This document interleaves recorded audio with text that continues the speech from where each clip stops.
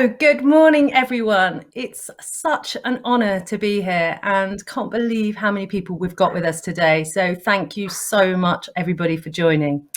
So, I'm Bobi Carley, Head of Media and Lead of Diversity and Inclusion at ISBA.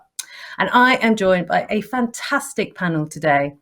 We've got 35 minutes with a short Q&A at the end. So please get your questions sent via the Slido box and we'll try and cover as many as possible. So as context for this session, just a quick recap on what we heard this morning. The All In Census findings show that the Black representation in the industry is just 3%, dropping to 1% in C-suite position.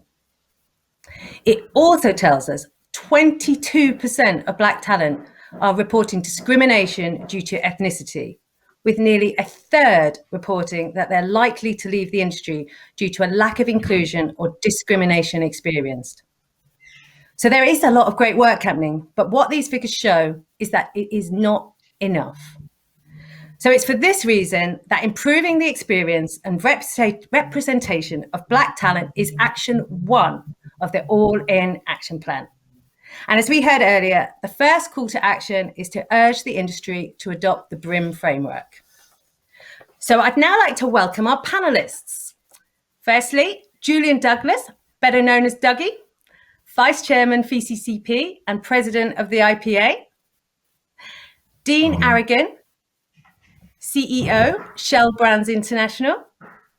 And Zaid Al-Qassab, Chief Marketing Officer and Inclusion and Diversity Director at Channel 4. Welcome, guys. And all of these people are so hugely passionate about improving representation in our industry and improving the experience of Black talent, and have thankfully devoted many hours of their time to this cause. So thank you, all of you. So Dougie, let's start with you. So to firstly introduce Brim. So Dougie, you are the chair of Brim, the cross-industry collaboration to increase Black representation in marketing. Can you just tell us a bit more about the initiative and, more importantly, the changes you really hope to see emerging from it? Yes, absolutely. Thanks, Bobi. Ultimately, what we want to see people, irrespective of their race, of their background, to personally commit to educating themselves and improving Black representation for the long term across our industry. As you called out in the data from the census just then, that we do have a problem in representation of Black people in the marketing industry today. I mean, that figure of only 1% of Black people in C-suite positions in marketing is quite remarkable when you consider the makeup of the UK. Everyone I've spoken to agrees that this shows the industry as a whole is missing out. It's missing out on the talent it needs to improve, to drive better performance, to drive better business outcomes, but also talented individuals are missing out on opportunities to realize their potential. So something has to be done. And Brim, it's a truly collaborative effort across the industry to do something about this. It's about the role we can all play, moving from good intentions, because I think there's no shortage of good intentions. Everybody wants to do something here. But taking that intention into meaningful action is what it's all about. Whether that's in front of the lens, making the work behind the lens. So the entire industry came together, and this Brim's targeted back at the entire industry, whether that's advertisers, their agencies, media owners, production companies, individual talent. But the real power of Brim will be in individual action. It is about individuals taking responsibility themselves for their own actions, and then encouraging their entire organizations to join the community and to take action. And I guess the first request I have for people is to visit the Ad Association website, join the Brim community, and start using the framework. So Dougie, the thing that we want to do, so if I'm leaving here at this session today, I go onto the Ad Association website, I download it, then what actually happens? How does it actually work as a end-to-end solution? Okay, so what you'll see when you go onto the phase 1 of Brim is the framework. So when you go onto the website, you'll see we have a framework there that what we've attempted to do here, there's lots of good activities and initiatives happening within companies right across the UK, right across the world. So the framework has drawn on all of these, and we've aggregated best in practice, practical, tangible examples of how to develop our work better. So you'll see all aspects from starting with where you place work, where the work that you create lives. So there's a whole piece on purposeful placement, through to the marketing materials that we all create and produce. So you can get advice on casting, advice on the production process. Then coming up a layer, we talk about representation through the people that you work with. So looking at supplier diversity, looking at the vendors who you work with, the agencies that you work with. And at the top level, we look at advice and best practice on how to improve the makeup of your own organization, the talent that you recruit, how you help people to thrive once you get them into your organization, how to create a diverse environment, and how this pulls through to profitability. And the great news is it's such a rich resource, because it's got brilliant best practice examples from companies that have learned over recent years doing this. And I'm getting calls every day from companies getting involved, from individuals. So more's going in there. And the more people who get involved, the quicker we can accelerate progress to see meaningful change. And this is only phase one, and we'll be rolling this framework out to the markets around the world. We're currently working with Black-owned business POC on phase two. So there'll be more to come too. Fantastic. So essentially, whoever you are, whatever your role and whatever your level, there'll be something in it that will be valuable for you. So this really is a call for everybody to download the Brim Framework. So moving on to you, Zaid, and Channel 4. Channel 4, we know, do amazing work in this space, not to mention the Diversity Awards. But a couple of weeks ago, you launched the Black to Front, which is a huge ambition to disrupt your regular schedule to broadcast 24 hours of Black talent on and off screen. So we'd love to hear more about it. Yeah, as many people know, Channel 4 has diversity written into our remit by Parliament. It's one of the reasons we're here. And so we have to look carefully about how we really create new ways of driving that change in the industry and in society. And what we've come up with this time is an approach whereby we're going to have 24 hours of programming where not just the talent on screen, which is actually the easier bit, but the talent behind the camera is Black talent, great Black British talent. We are not doing this as a stunt. We're doing it because it forces you to think, to change the way you recruit, to change how you approach things. So we're actually working with the Sir Lenny Henry Centre for Media Diversity in order to get the way we do it right and have specific commitments about the legacy of the day. But if you think about the challenges that it presents, and I translate that into the world of an advertiser, for example, if you cannot create an ad where you know you have access to Black copywriters, Black producers, Black directors, Black lighting cameramen, of all the many activities you do across the year, you're not able to even create that once. It says something about the talent pipeline and about how hard you need to work to improve that talent pipeline. So not only are we doing this as Channel 4, but we are inviting advertisers to do it with us. And last week we issued a plea to try to find 70 brands, 70, it's a pretty big, ambitious target, because that's what we'll need if we want all the advertising that day to also be part of Black to Front, not just our Channel 4 programming. We'll need advertisers who've stepped up and been able to front on-screen Black talent and advertising that behind the camera is created by Black talent as well. It is a big ask, and we need the whole industry involved. And as I say, not as a stunt, not as a one-off, but as a way of questioning yourself and learning about your pipeline of talent and the people you work with and how you actively find diverse talent.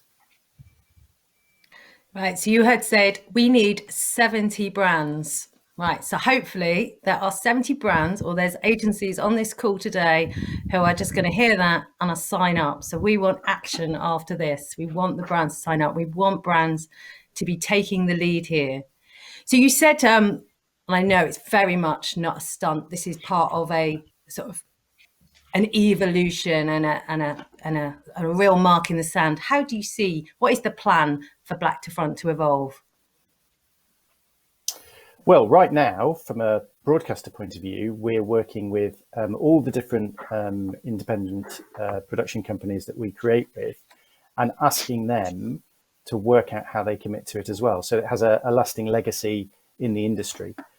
It's very easy for people to say, oh, I didn't have any Black talent on this because they weren't the right people for the job.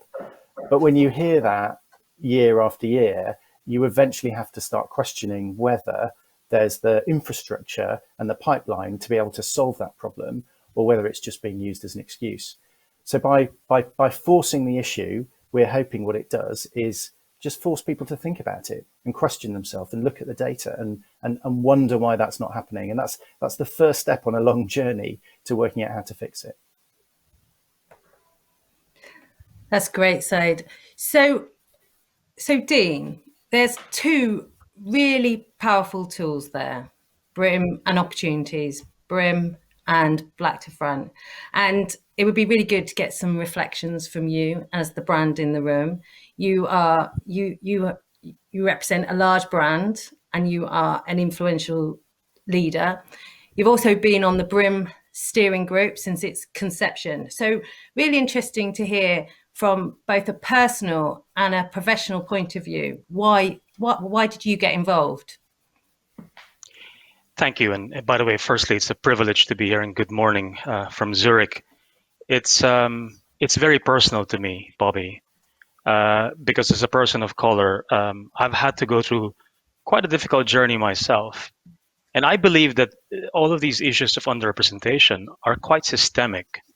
I'm very fortunate that someone reached out all the way in Manila to kind of pluck me out of where I was and gave me a fair shot. And I think if we do not have a systemic, structured way of making sure people are given the opportunity, then underrepresentation will continue to flourish.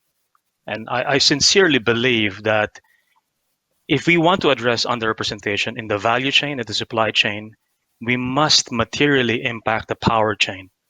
So of all of the levers that I think we need to pull, I would say that one of the biggest one of the most impactful ones would be, how do we make sure that there are more people who have the decision-making authority, who have the power to change things, to be from the underrepresented sectors?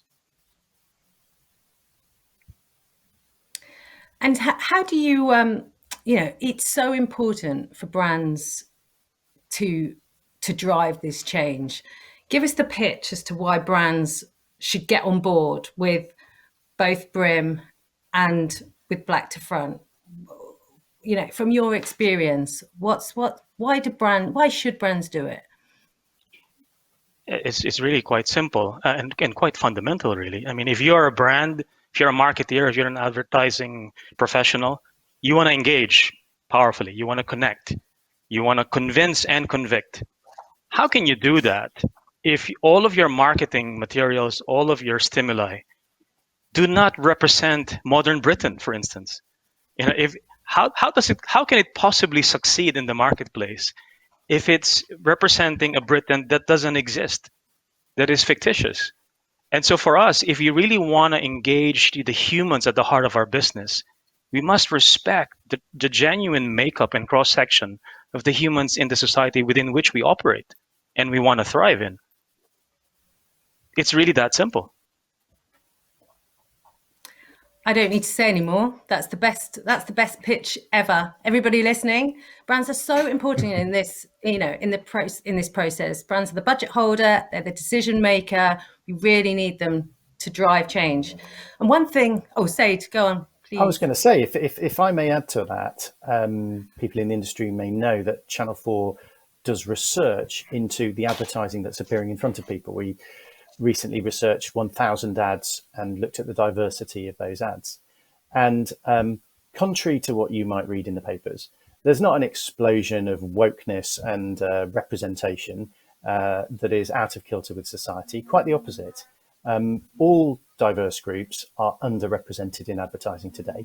So just in terms of the percentages of people you see on screen compared to the population at large. So what Dean says is factual. We are not, as an industry, representing people. And that's not just ethnic minorities, that's disabled people. That's all minorities are underrepresented. So there is factual evidence. If you need it to convince yourselves or to convince your client, come to Channel 4 and we'll give you it. Thanks, Zaid. That's really useful. And the thing we often hear is that brands just don't know where to start, and companies don't know where to start. And what we say there is just start. There's tools like this, but what both these initiatives do is really offer solid support and hand-holding to give confidence to talk to their audience in an authentic way. Just to let the questions have gone off the screen, but I'm going to start with so hopefully they'll come back on again in a minute. They're here, but Dean, I'm going to start with you. There's a question here from Becca. Any thoughts on how to bring in new voices to marketing teams in the immediate term, such as setting up an advisory board while the industry slowly evolves? I certainly will endorse that, but I'll go a little bit further. I'd like to pick up on what Zaid said earlier. I think sometimes we fall into the head fake of we need a pipeline. We need to develop the talent. That's a head fake because the talent already exists and ignorance is not an excuse. We need to find them. We need to hire them across all levels, particularly the more senior ones. Remember, you cannot influence the value chain if you do not materially, radically, completely recompose the power chain. And that's why for me, we can go and have a lot of voices into the conversation, but get them in your team, get them at the most senior levels so that the unintentional, biased processes that you engage in the ideation process, in the approvals processes, that can change now. Do something and bridge that gap between the abundance of good intentions to the lack of meaningful reform and actions. Thanks, Dean. Right, there's a question for you here, Julian. You talked a lot about individual responsibility, and I think it's so important. What do you think are the barriers to individual action, and what advice would you give people to overcome this so that they can really accelerate change? I think the barriers is like you just said for companies. I think that exists for individuals where a lot of people don't know where to start. I think also people can struggle with language. This can be a very uncomfortable area for many people, irrespective of their background, where they're concerned about saying the wrong thing or causing offense, which can cause a sort of paralysis of action, which is why events like this, initiatives like this are actually so important, because it can help equip people to feel more confident to talk about areas around race, around other represented groups. So that's why I really welcome these sort of activities, discussions, initiatives. I think in this instance, Brim's a great place to go to understand best practice, to understand where you can get involved. I think within organizations and across the industry, thankfully, there are more and more groups where people can join forums, can join discussions and debates. And I would say the most important thing is to get involved. Is if lots of people feel they want to do something, the most important step is that first step, to get involved and join the conversation. Yeah, definitely. There's a question here about companies like Be Inspired, who bridge the gap between underrepresented talent and the marketing industry. And just to note for everybody, the All In site on the Advertising Association website that's been relaunched today, the idea of that is that will hold the space for basically all these resources so that companies can go to and find the help and the resource they need. But just to you, Zaid, how can companies like Be Inspired really help companies take action and sort of make that mark when they're set up to do that? Well, I think to echo what Dougie was saying, a lot of this is about personal responsibility, and you agencies, advertisers on listening to this, just getting off your arse and going and doing something. We took a look at Channel 4's talent attraction, at the people who were applying for jobs, and recognised that it wasn't in line with the population. And so what we did was deliberately go out to a bunch of different organisations and place our advertising and our requests for talent in a bunch of different new places. And lo and behold, a year later, if I look at what's happened, 22% of our applications are coming from people of diverse ethnicity, well in excess of the general population. So it didn't happen by magic. It happened by us looking at the problem, thinking about what one might productively do about it, and going and doing that. And I'll give you another quick example for advertisers. If you're wondering whether your advertising is representative, call a review, sit down in a room, look at all of your advertising for the last year, and just measure whether it was representative or not. It's not hard. It'll take you about half a day, and you'll know the answer to where your problems are. Joe, that is great. That is really, really good advice. Just reflect on the work that you've been doing, and it will really guide you for the future. Jed's called out here a common problem that we hear a lot, that about optics, not actions. And obviously that's the whole purpose of today, is we're talking about actions. But we do find that there's lots of talk in ad land, and it's easy to say word, but actions is harder. So Dean, maybe do you want to pick up on that? Yes, and I think one of the things that is preventing, or shall we say, certainly not enabling concrete actions of more story doing than storytelling, which I think is the background of the question, is that we need to shift the conversation from catching people doing the wrong things or insufficient things to coaching people to do the right things and moving in the right direction. So I prefer this positive reinforcement, this constructive sort of clarion call to do something, take the first step, which is what Dougie was trying to talk about. And that's why the Brim Framework is brilliant at really, cobbling together all of the best practices. And all you have to do is to make up your mind, summon enough leadership will, not project it to someone else and say, I'm going to do something different today. Take that first step. No one's trying to catch you, but we are trying to coach you to take that right positive first step. That leads very well, Dean, thank you, into the next question from Kyle to Dougie. Lack of diverse leadership, C-suite, points to a top-down issue. Does the Brim Framework cover how predominantly white male leaders can make space for diverse talent? Yes, it absolutely does. There's lots of resources in there and targeted at the leadership level. And that's a real big passion area of mine, because I think, as Dean's been saying, that there needs to be an acceleration of understanding that this isn't just about doing the right thing. It's about better outcomes. It's about better business. As a business, there's massive unrealized opportunities out there in terms of the audiences who we want to be contacting, we want to be engaging with, and also untapped potential that this is a talent industry. Marketing is a talent-based creative industry, whether you're on the client side or the media owner side or the agency side, production. We are constantly competing for the best talent out there, yet there's fantastic talent that isn't making it through to the top level. So there are tools within the framework that tackle this head on. It's a big initiative right across ad associations, certainly at the IPA, to really focus efforts here, because that's what we need to get better business outcomes for our clients.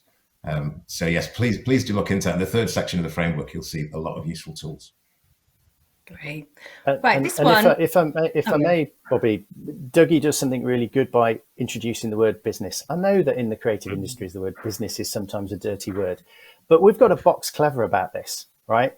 And businesses react to things that will grow their business. And it is proven that having more diverse thinking, more diverse people, understanding your diverse target audience better, drives better business results. And we shouldn't be ashamed of saying that, because that is a way of convincing companies and leaders to do this. I don't believe there are bad people out there, but there are lots of people who won't do it until they understand that it's not just an ethical thing, it's a business improvement thing as well. Yeah. Couldn't have said it better, Zaid. Thank you. Brilliant. So, question from Matt, and I think I'd like all three of you to, if any of you have got thoughts on this. What are the best organisations you've identified or worked with in order to recruit Black talent? So a real practical question. So I'll go. There's a fantastic company we worked with in Brim called Black is Brilliant, and Yemi, who is part of the steering group for coming up with the framework on Brim. So if you go onto the Ad Association website, and you'll see all the companies who've helped build the framework, who've been supporters of the framework, and you'll see Black is Brilliant on there, who's a fantastic recruitment agency. Brilliant. And going back to, we've got a question from Toby here, and it goes back to one of the first things that we said, and the fact of how do we, the amount of Black talent who are thinking of leaving the industry, the number's shockingly high. So how do we best retain diverse talent? Zaid, do you want to take that one? Oh, well, you're opening the difference between diversity, meaning numbers and looking around the room, and inclusion. And that is a big gap. People lump those words together and they're not the same thing. You can get a diverse bunch of people together, but if you can't create an inclusive culture, you won't get the best out of them. They won't feel capable of giving themselves. They won't feel open to sharing their opinions and their different experiences. So I think those are two different parts of the journey. Sometimes it's really unhelpful that we lump the words together. You've got to think about a different action plan for having an inclusive culture from the one that's about attracting diverse talent. Yeah, very much. Could I weigh in on that as well, Bobi? I think the one great way for us to reflect on, or one angle for us to reflect on, is one of the insights we've collected in the Brim work is there's a difference between being mentored and being sponsored. And I think to be able to retain Black talent in our organizations and attract Black talent in our organization, we need to make sure that they also see how they can progress. And it's not enough that you mentor. You actually need to actively sponsor them to progress, to grow, to succeed. Because otherwise, then what is progression? What is growth? What is success? And that's why, for me, there's a big difference between mentoring and sponsoring. Yeah, I think that's a really good point. And there's clearly, we know so many companies have initiatives in place, but it's clear that things need to be looked at and changed to make people definitely feel more included and feel more like they belong. Going back, the next question, just going back to recruitment again. How do you think we can increase the number of diverse talents hired into roles they apply for? We know that this is a common problem. Is it simply removing unconscious bias, blind CVs, etc.? The answer to this, or what would your advice be? Dean, do you want to kick?